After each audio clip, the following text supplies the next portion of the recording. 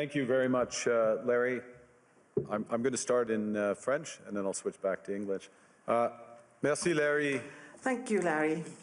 It is both a pleasure and a duty to be with you tonight in this pivotal moment that Canada and the world are going through. Today I will talk about a rupture in the world order, the end of a pleasant fiction and the beginning of a harsh reality, where geopolitics, where the large main power geopolitics is submitted to no limits, no constraints. On the other hand, I would like to tell you that the other countries, especially intermediate powers like Canada, are not powerless. They have the capacity to build a new order that encompasses our values, such as respect for human rights, sustainable development, solidarity, sovereignty, and territorial integrity of the various states.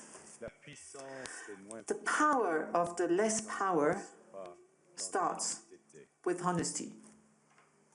It seems that every day we're reminded that we live in an era of great power rivalry, that the rules-based order is fading, that the strong can do what they can and the weak must suffer what they must.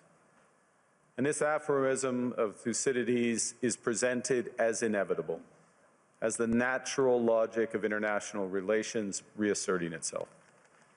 And faced with this logic, there is a strong tendency for countries to go along to get along, to accommodate, to avoid trouble, to hope that compliance will buy safety. Well, it won't. So what are our options? In 1978, the Czech dissident Václav Havel, later president, wrote an essay called The Power of the Powerless. And in it, he asked a simple question: how did the communist system sustain itself? And his answer began with a greengrocer.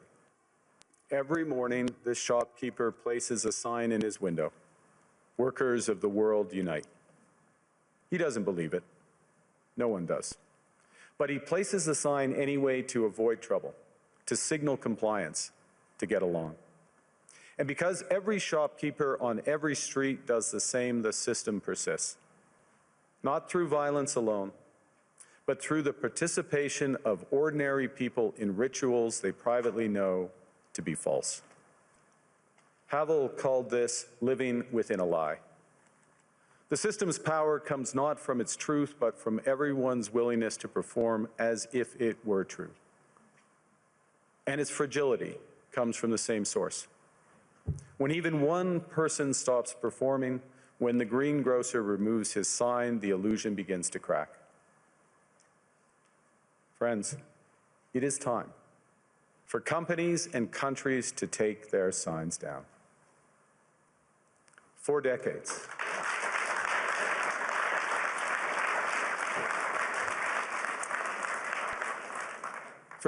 countries like Canada prospered under what we called the rules-based international order. We joined its institutions, we praised its principles, we benefited from its predictability. And because of that, we could pursue values-based foreign policies under its protection. We knew the story of the international rules-based order was partially false, that the strongest would exempt themselves when convenient, that trade rules were enforced asymmetrically. And we knew that international law applied with varying rigor depending on the identity of the accused or the victim. This fiction was useful, and American hegemony in particular helped provide public goods, open sea lanes, a stable financial system, collective security, and support for frameworks for resolving disputes. So we placed the sign in the window. We participated in the rituals, and we largely avoided calling out the gaps between rhetoric and reality. This bargain no longer works. Let me be direct. We are in the midst of a rupture, not a transition. Over the past 2 decades, a series of crises in finance, health, energy, and geopolitics have laid bare the risks of extreme global integration. But more recently, great powers have begun using economic integration as weapons. Tariffs as leverage, financial infrastructure as coercion, supply chains as vulnerabilities to be exploited. You cannot live within the lie of mutual benefit through integration when integration becomes the source of your subordination. The multilateral institutions on which the middle powers have relied, the WTO, the UN, the COP, the architecture, the very architecture of collective problem solving are under threat. And as a result, many countries are drawing the same conclusions, that they must develop greater strategic autonomy in energy, food, critical minerals, in finance and supply chains. And this impulse is understandable. A country that can't feed itself, fuel itself, or defend itself has few options. When the rules no longer protect you, you must protect yourself. But let's be clear-eyed about where this leads. A world of fortresses will be poorer, more fragile, and less sustainable. And there's another truth. If great powers abandon even the pretense of rules and values for the unhindered pursuit of their power and interests, the gains from transactionalism will become harder to replicate. Hegemons cannot continually monetize their relationships. Allies will diversify to hedge against uncertainty. They'll buy insurance, increase options in order to rebuild sovereignty. Sovereignty that was once grounded in rules but will increasingly be anchored in the ability to withstand pressure. This room knows this is classic risk management. Risk management comes at a price. But that cost of strategic autonomy, of sovereignty, can also be shared. Collective investments in resilience are cheaper than everyone building their own fortresses. Shared standards reduce fragmentations. Complementarities are positive sum. And the question for middle powers like Canada is not whether to adapt to the new reality. We must. The question is whether we adapt by simply building higher walls or whether we can do something more ambitious. Now, Canada was amongst the first to hear the wake-up call, leading us to fundamentally shift our strategic posture. Canadians know that our old, comfortable assumptions that our geography and alliance memberships automatically conferred prosperity and security, that assumption is no longer valid. And our new approach rests on what Alexander Stubb, the President of Finland, has termed value-based realism. Or to put another way, we aim to be both principled and pragmatic. Principled in our commitment to fundamental values, sovereignty, territorial integrity, the prohibition of the use of force except when consistent with the UN Charter, and respect for human rights. And pragmatic in recognizing that progress is often incremental, that interests diverge, that not every partner will share all of our values. So we're engaging broadly, strategically, with open eyes. We actively take on the world as it is, not wait around for a world we wish to be. We are calibrating our relationships so their depth reflects our values. And we're prioritizing broad engagement to maximize our influence, given the fluidity of the world at the moment, the risks that this poses, and the stakes for what comes next. And we are no longer just relying on the strength of our values, but also the value of our strength. We are building that strength at home. Since my government took office, we have cut taxes on incomes, on capital gains, and business investment. We have removed all federal barriers to interprovincial trade. We are fast-tracking $1 trillion of investments in energy, AI, critical minerals, new trade corridors, and beyond.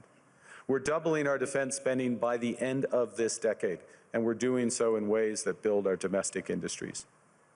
And we are rapidly diversifying abroad. We've agreed a comprehensive strategic partnership with the EU, including joining SAFE, the European Defense Procurement Arrangement, 12 other trade and security deals on 4 continents in 6 months. In the past few days, we've concluded new strategic partnerships with China and Qatar. We're negotiating free trade pacts with India, ASEAN, Thailand, Philippines, and Mercosur. We're doing something else. To help solve global problems, we're pursuing variable geometry. In other words, different coalitions for different issues based on common values and interests. So on Ukraine, we're a core member of the Coalition of the Willing and one of the largest per capita contributors to its defense and security. On Arctic sovereignty, we stand firmly with Greenland and Denmark and fully support their unique right to determine Greenland's future.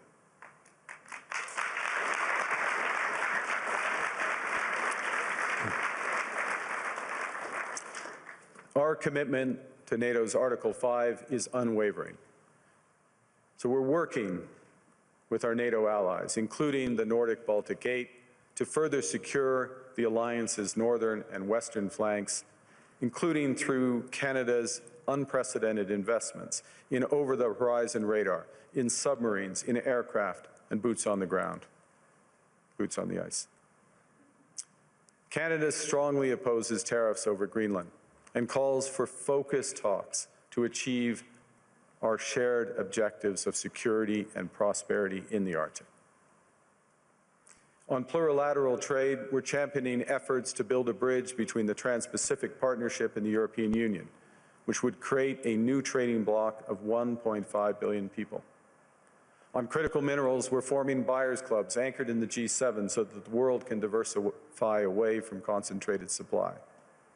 And on AI, we're cooperating with like-minded democracies to ensure that we won't ultimately be forced to choose between hegemons and hyperscalers.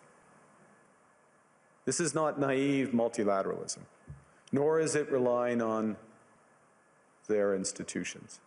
It's building coalitions that work, issues by issue, with partners who share enough common ground to act together.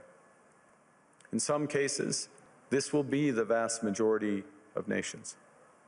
What it's doing is creating a dense web of connections across trade, investment, culture, on which we can draw for future challenges and opportunities. I argue the middle powers must act together because if we're not at the table, we're on the menu. But I'd also say that great powers can afford for now to go it alone. They have the market size, the military capacity, and the leverage to dictate terms. Middle powers do not. But when we only negotiate bilaterally with a hegemon, we negotiate from weakness. We accept what's offered. We compete with each other to be the most accommodating. This is not sovereignty. It's the performance of sovereignty while accepting subordination. In a world of great power rivalry, the countries in between have a choice: compete with each other for favor or to combine to create a third path with impact. We shouldn't allow the rise of hard power to blind us to the fact that the power of legitimacy, integrity, and rules will remain strong if we choose to wield them together. Which brings me back to Havel. What does it mean for middle powers to live the truth? Well, first, it means naming reality. Stop invoking rules-based international order as though it still functions as advertised. Call it what it is: a system of intensifying great power rivalry where the most powerful pursue their interests using economic integration as coercion. It means acting consistently, applying the same standards to allies and rivals. When middle powers criticize economic intimidation from one direction but stay silent when it comes from another, we are keeping the sign in the window. It means building what we claim to believe in. Rather than waiting for the old order to be restored, it means creating institutions and agreements that function as described. And it means reducing the leverage that enables coercion. That's building a strong domestic economy. It should be every government's immediate priority. And diversification internationally is not just economic prudence, it's a material foundation for honest foreign policy, because countries earn the right to principled stands by reducing their vulnerability to retaliation. So Canada. Canada has what the world wants. We are an energy superpower. We hold vast reserves of critical minerals. We have the most educated population in the world. Our pension funds are amongst the world's largest and most sophisticated investors. In other words, we have capital, talent. We also have a government with immense fiscal capacity to act decisively. And we have the values to which many others aspire. Canada is a pluralistic society that works. Our public square is loud, diverse, and free. Canadians remain committed to sustainability. We are a stable and reliable partner in a world that is anything but. A partner that builds and values relationships for the long term. And we have something else. We have a recognition of what's happening and a determination to act accordingly. We understand that this rupture calls for more than adaptation. It calls for honesty about the world as it is. We are taking the sign out of the window. We know the old order is not coming back. We shouldn't mourn it. Nostalgia is not a strategy. But we believe that from the fracture, we can build something bigger, better, stronger, more just. This is the task of the middle powers. The countries that have the most to lose from a world of fortresses and a most to gain from genuine cooperation. The powerful have their power. But we have something too. The capacity to stop pretending, to name reality, to build our strength at home, and to act together. That is Canada's path. We choose it openly and confidently, and it is a path wide open to any country willing to take it with us. Thank you very much.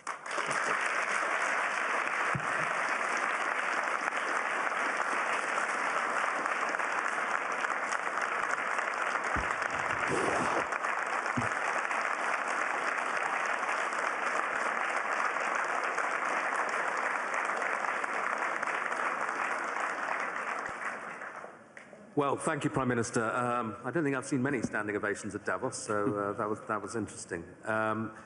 You said, there was a phrase in your speech where you said sovereignty now is the ability to withstand pressure. Isn't Canada almost uniquely vulnerable to pressure because of the extent of your trade dependence?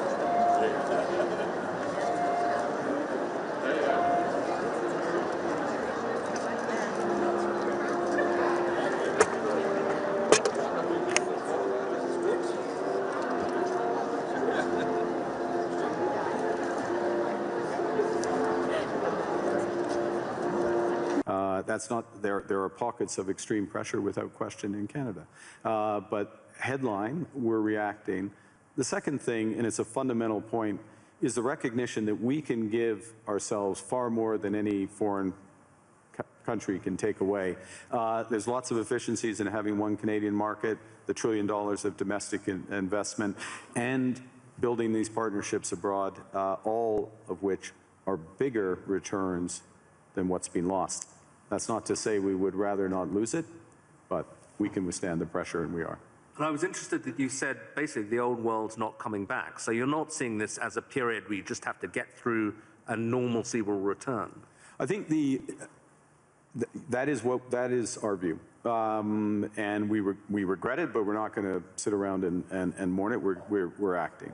And we're acting in a way, both that's in our interests, but we believe in a way with others that's building imperfectly in steps a new system. I'll give you one example on handback, which is we are members of trade agreements that comprise already 1.4 billion people around the world. So we have the most extensive network. We are trying with others to bring some of those networks together. The most prominent example is the Trans-Pacific Partnership in the EU, acting as a bridge. It's not a direct benefit for Canada, but it is a benefit for Canada that these groups come together, and Ngozi is here, consistent with the WTO rules, both of which are, and in that way we're building back out amongst willing partners. And the need not to put the sign in the window anymore, to pretend that things are still the same. Do you think, to put it directly, that the NATO alliance is still doing that, still pretending it's the old transatlantic partnership, when it's really kind of going? Well, I think clearly NATO is experiencing a test right now, and the first response to that test has to be to respond in a way that ensures the security of the Arctic in a robust way for all possibilities.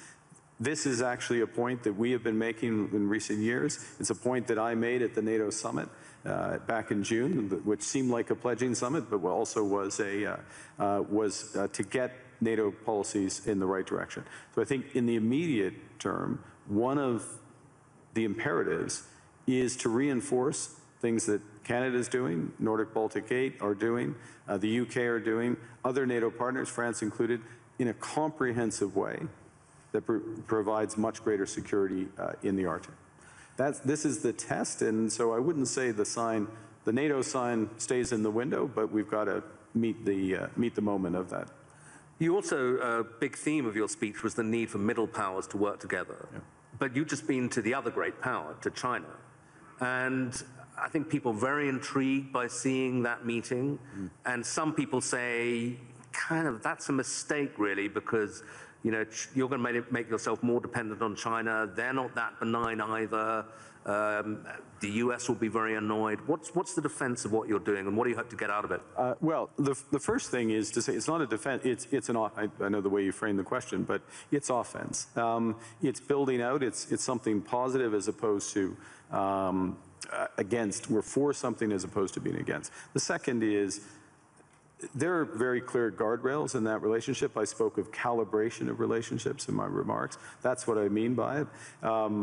But within those clear guardrails are huge opportunities in energy, both clean and conventional, obviously in motor vehicles, in agriculture, in financial services, all of which is mutually beneficial. So it's additive, and look, it's the second largest economy and it's our second largest trading partner. We should have a strategic partnership with them. Within those guardrails, and that's what we've achieved. And it is an interesting reversal, though, because I think certainly during the Biden administration, there was this sense that the Western world was trying to decouple from China, or de-risk at least, yeah. And is now in this new world, that really going to go into reverse, and de-risking from China, because there are other risks, is less of a thing. You need, again, many in this room, this is their livelihood, you need a web of connections. And to miss out in that web some of the largest ones, United States, we already have that, China, India, Mercosur, European Union, that's a mistake. That's not managing your relationships properly. That makes you stronger, makes you more resilient. And then on top of that, I'll give you again, I'll appeal since it's in the headlines to the Nordics. Nordics plus Canada, it's 20% of global GDP. It's not the first thing people would realize, but that relationship, which is deepening for security reasons, because we're like-minded, those are the types of partnerships that I think we'll see more of. And you got a round of applause when you said something strong about standing on principle on Greenland. Do you think we can find an off-ramp on that? I mean, I'm sure you'll speak of it, but put it this way, if there isn't an off-ramp, where does this go? I strongly believe that there's a better outcome that come from the discussions that have been catalyzed in an unusual way, admittedly, but and we absolutely stand by the principles that I referenced. That solution starts with security, and a security, yes, of Greenland, but more broadly of the Arctic. Canada is foursquare contributing to that. We're at the start of a major ramp up above and beyond, so we'll be a major contributor to that. NATO has to deliver on that. We're working intensively in order to do it. As well, prosperity for the people of Greenland. In the end, it comes back to the people there, and there are opportunities to do that in ways that would strengthen all of the alliance. And when President Trump says, oh, Greenland's under threat from Russia, even from China, is that for real? I would say that there are threats. Russia is without question a threat in the Arctic, without question. Russia does lots of horrible things, and I'll take the opportunity to condemn their unjustified and horrific assault on Ukraine, almost at its 4th year. They are a real threat in the Arctic, one against we need to protect, which is why we have 364 5-day air, sea, and land presence. It's why we're adding to our submarine fleet, adding to our air fighter fleet, why we're building out over-the-horizon radar to protect from Russian missile threats and others, and why we will work with our NATO partners. The threat is more prospective than actual at this stage in terms of actual activity in the Arctic, and we intend to keep it that way. Another big issue that's going to come up this week is this board of peace that President Trump is keen on. I'm not sure whether it's for Gaza or for the entire world, but apparently Canada's been invited. Are you going to join? We have been invited, and let me start by, I think we should recognize the progress that has been made in at least getting towards the end of the first phase of this process. And the activation, if I can put it that way, of the process to set up the Board of Peace is the start of phase 2. Our view is, and that's to be welcomed, and this is a positive vehicle. Our view is we need to work on the actual structure of the vehicle. You just referenced, is it for Gaza? Well, the UN resolution, Security Council Resolution 2803, references a Board of Peace for Gaza.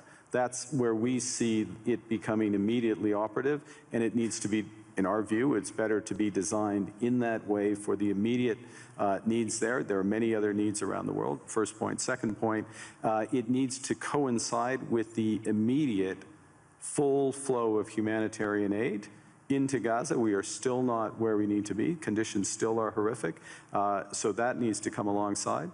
We think there's aspects of the governance and the decision-making process that could be improved, but we will work with others, obviously work with the United States, because we will do anything that we can to improve the situation, the horrific situation there, and to move onto a path to a true two-state solution. There's a suggestion you can get permanent membership of the Board of Peace by ponying up $1 billion. You going to write a check for that? We would write checks and deliver in kind to improve the welfare of the people of Palestine.